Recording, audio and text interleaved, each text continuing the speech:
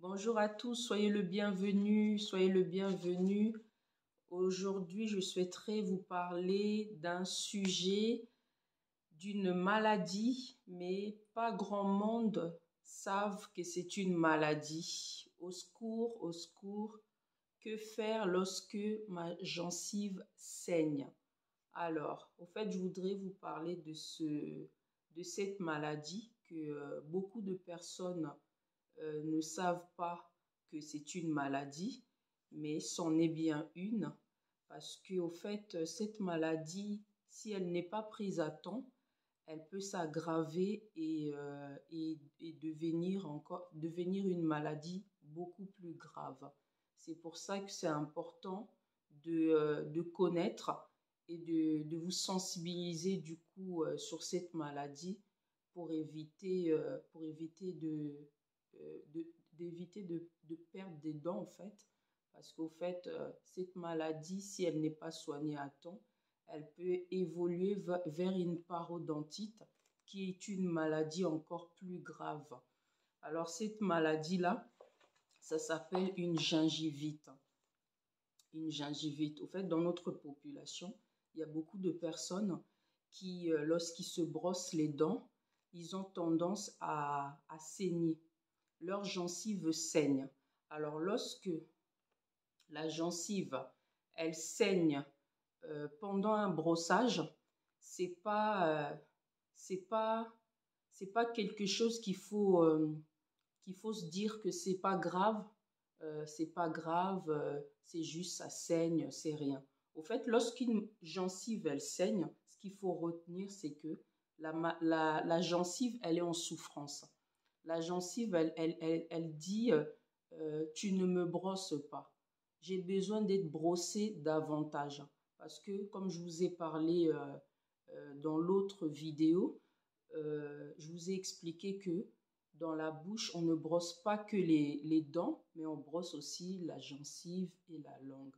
Parce que c'est des tissus mous, c'est même eux qui ont le plus besoin d'être brossés parce que c'est là que la plaque bactérienne qui est responsable des caries dentaires et d'autres maladies plus graves, donc le tartre dentaire qui peut ramener à la parodontite, inflammation du parodonte et à la perte osseuse et du coup de la perte des dents sur les arcades dentaires.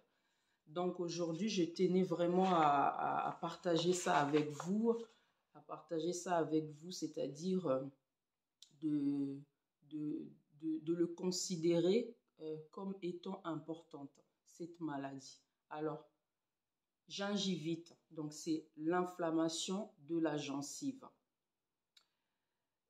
Comment on peut le savoir? Donc, du coup, lorsqu'on se brosse les dents, la gencive, elle saigne. Quand elle saigne et qu'après, elle s'arrête toute seule, ça s'appelle une gingivite. Mais quand elle persiste dans le temps, c'est-à-dire après plusieurs semaines, hein, parce que quand c'est une simple gingivite, ça peut saigner pendant une semaine quand c'est pris à temps, c'est-à-dire vous commencez maintenant à brosser votre gencive en faisant des mouvements circulaires, comme on dit, toujours du rose vers le blanc, c'est-à-dire toujours de la gencive vers les dents, en respectant, parce que lorsqu'on fait le brossage, normalement, on divise la bouche en 4 secteurs. On brosse donc ici la partie qui est à l'intérieur, mais qui est, voilà, en fait, on appelle ça la face vestibulaire. Donc, lorsqu'on brosse, on tient compte de tous les secteurs. On brosse la face vestibulaire, on brosse la face palatine, la face palatine, donc à l'intérieur du palais, la face linguale, donc au niveau de la langue. On brosse bien partout en faisant en sorte, en même temps lorsqu'on brosse les dents, bien entendu, de brosser la gencive par des mouvements circulaires. Ça va permettre au fait à la gencive d'être plus ferme. La gencive, elle va être plus ferme, elle va avoir un aspect rose, rose un peu comme ça. Elle va être, je me permets de vous montrer, rose, elle va être ferme. Vous allez même avoir l'impression de voir l'os qui est en dessous. la gencive, elle est pas rouge, elle n'est pas inflammée. Parce que lorsqu'il y a une gingivite, la gencive, elle est inflammée, elle est rouge. Ça peut aussi... c'est très rare hein, que ça fasse mal. C'est pour ça que justement, les gens ignorent que, que la gencive, elle est malade. Parce que on appelle ça maladie vicieuse. Elle ne fait pas mal, elle n'est pas douloureuse. Donc, en général, c'est lorsque vous vous rendez chez votre dentiste, le dentiste va constater que la gencive, elle est inflammée, elle saigne. Et c'est là que le dentiste envoie le patient vers un spécialiste qui est un parodontiste qui s'occupe donc du parodonte pour éviter que cette gingivite se transforme euh, sur la durée et qu'elle devienne une maladie qui va être irréversible. C'est-à-dire que une fois que vous avez une parodontite, au fait, vous pouvez plus, vous ne pouvez plus guérir de cette maladie. C'est là la gravité, au fait. C'est pour ça que je tenais vraiment à vous parler de la gingivite. Parce que lorsque c'est une simple gingivite, donc inflammation de la gencive, de vous-même, de chez vous, vous pouvez soigner cette maladie, rien que par le brossage. Là, je ne parle même pas de dentifrice. Hein. Le plus important, c'est le brossage. Après, oui, il est conseillé d'utiliser une petite noisette. C'est même pas beaucoup de dentifrice, c'est une petite noisette. En général, moi, je vous conseillerais pour les mailles des dents, lorsqu'on n'a pas de problème particulier dentaire, pour juste renforcer le mail des dents, vous utilisez un dentifrice contenant du fluor. C'est tout. C'est tout. Moi, par exemple, moi, je me brosse avec de la dentifrice le matin. Le soir, par contre, ça c'est moi, hein, personnellement. Je me brosse. euh, le matin, je trouve que c'est bien bon parce que bon, on a quand même une haleine un peu particulière quand on vient de se lever. Et puis même pour du coup la protection de mon émail dentaire, j'utilise le dentifrice au fluor, donc une petite noisette, hein, pas besoin d'en mettre énormément, avec une brosse à dents médium, comme je vous l'ai expliqué ultérieurement. Vous vous brossez les dents, mais le soir, par exemple, j'aime pas, je me brosse les dents, même sans dentifrice. Tout ça pour vous dire que donc on n'est même pas obligé. Le matin, c'est nécessaire. Voilà. Faut pas me faire dire ce que je n'ai pas dit. Le matin, c'est nécessaire, mais le soir, moi, personnellement, je ne mets pas de dentifrice. Mais je me brosse les dents parce que ça me permet aussi de contrôler, de voir que tout va bien. Voilà.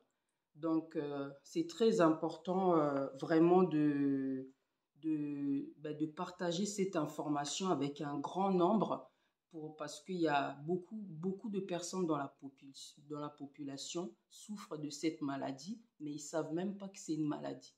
Et du coup, comme elle fait pas mal, dans la durée, ils se retrouvent avec des problèmes beaucoup plus graves. Beaucoup plus graves, donc des parodontites. Une parodontite, au fait, c'est une perte, ça ramène à une perte osseuse.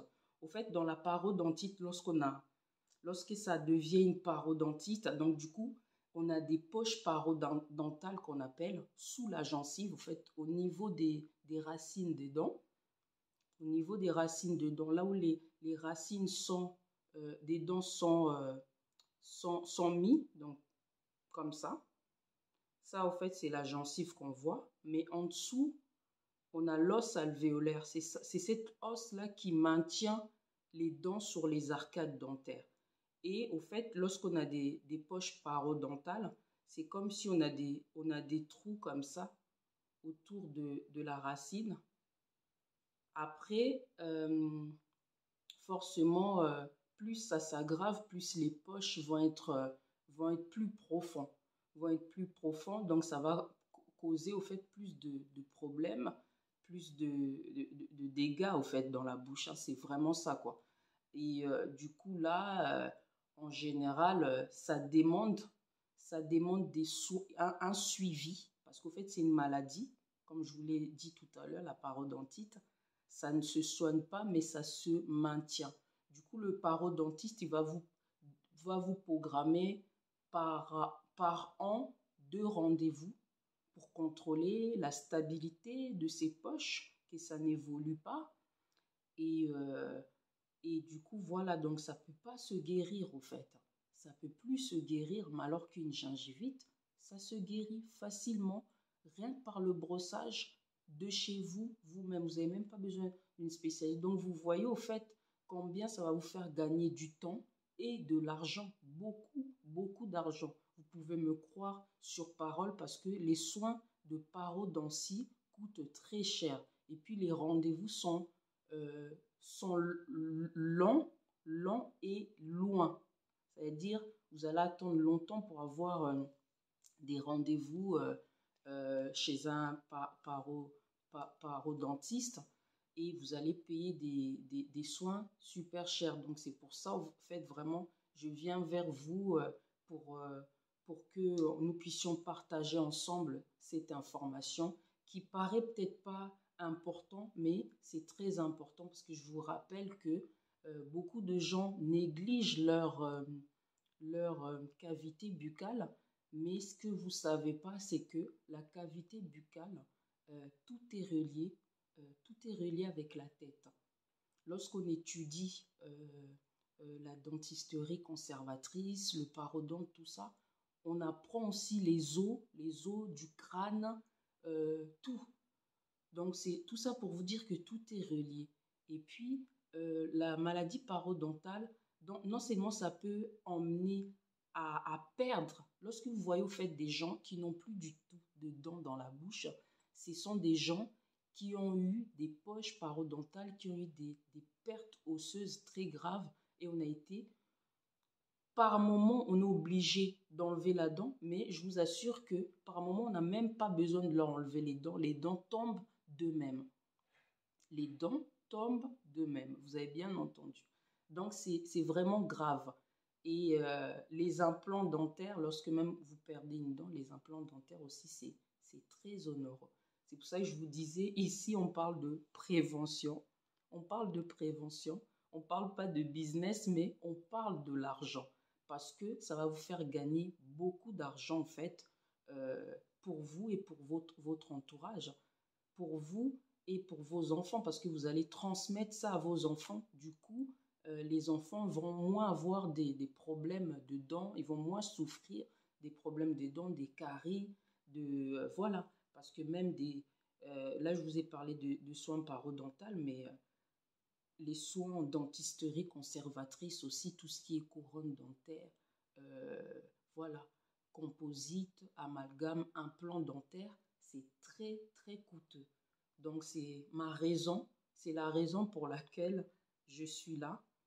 Voilà, je suis là pour pointer du doigt, pour partager avec vous des informations qui pourraient vous être bénéfiques pour vous et pour votre entourage. En tout cas, n'hésitez pas de poser vos questions, d'activer la cloche de notification pour pouvoir avoir des vidéos régulièrement, que je vais essayer de mettre des vidéos régulièrement pour vous parler un peu de tout ce qui est dentaire. On ne parlera pas que de dentaire, on parlera aussi de la santé générale, on parlera aussi de la santé générale, des petites astuces, comment faire pour après accouchement, pour les femmes, avoir un ventre plat, un ventre sans vergeture. Voilà des petits conseils, l'allaitement, tout ça et tout, des choses pour les enfants, pour nous aider à avancer, à faire des choses bien par rapport à mon expérience vécue. Donc voilà, c'était vraiment de ça que je voulais parler avec vous. C'est de ça que je voulais parler avec vous. Donc, pour résumer, je dirais que une gingivite est réversible. Donc, elle peut encore se faire soigner quand elle est prise à temps. De vous-même, de chez vous, avec une brosse à dents médium. Brossez les dents, brossez la gencive, brossez la langue, très important. Voilà, éliminez la plaque bactérienne. N'allez jamais dormir avec la plaque bactérienne parce que c'est vraiment la nuit que ces bactéries-là qu'on n'aime pas du tout font leur travail au fait. Donc, c'est vraiment pour combattre cette plaque bactérienne, donc pour éviter tout ce qui est carie dentaire, carie en interdentaire, donc entre les dents, parce que c'est pareil, hein, les caries aussi, ça fait pas mal au fait au début. Ça fait pas mal. Ça fait pas mal, pourquoi? Parce que le nerf de la dent se trouve en plein milieu de la dent. Donc, le temps que la carie évolue et qu'elle devienne grande et qu'elle arrive au milieu de la dent, vous n'allez rien sentir parce que les tissus qui sont en dessous, au niveau de la racine, au niveau de la dent, c'est des tissus qui ne sont pas vascularisés. C'est des tissus qui ne sont pas vascularisés. C'est pour ça que vous remarquez, il y a des gens, ils ont des caries, mais ils ne le savent pas. Et ils s'en rendent compte, mais c'est déjà trop tard, ça a touché le nerf. Alors, vous me direz en commentaire ce que vous voulez, si vous voulez qu'on parle de caries en profondeur, vous me dites. Si vous voulez qu'on parle d'un sujet en particulier, vous me dites. Voilà, je suis à l'écoute. On est là pour partager, pour apprendre des choses ensemble. Vous aussi, si vous avez des informations que vous savez que moi je ne sais pas, vous pouvez écrire, en tout cas, n'hésitez pas à écrire. On est là pour partager, apprendre des choses et avancer ensemble. En tout cas, je vous remercie de votre attention parce que c'est des sujets qui sont un peu particuliers, mais je vous assure qu'ils vont beaucoup vous aider par la suite. Juste pour clôturer, je voulais attirer votre attention aussi sur les femmes enceintes. Les femmes enceintes, par les hormones de la grossesse, elles sont souvent sujettes à avoir des gingivites.